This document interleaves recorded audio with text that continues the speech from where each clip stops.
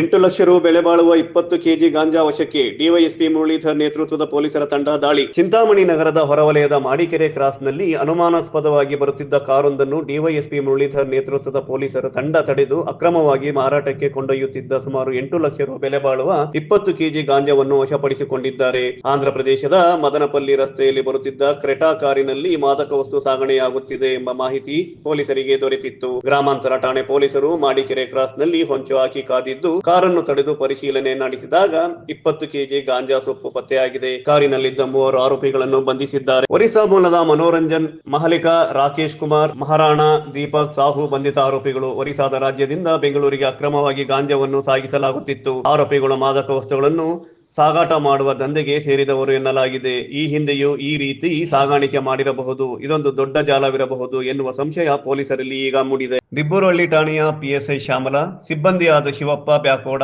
ನಟರಾಜ, ಶ್ರೀನಾಥರಾವ್, ನಂದಕುಮಾರ್, ಮಂಜುನಾಥ, ಹರಿನಾಥ, ಗಿರೀಶ, ಶ್ರೀನಿವಾಸ, ಸುಭಾಷ್, ಚೆನ್ನಕೇಶವ ಹಾಗೂ ಚಾಲಕ ಚೌಡಪ್ಪ ಪೊಲೀಸರ ದಾಳಿಯ ತಂಡದಲ್ಲಿದ್ದರು ಎಂದು ಪೊಲೀಸ್ ಠಾಣೆಯ ಮೂಲಗಳು ತಿಳಿಸಿವೆ.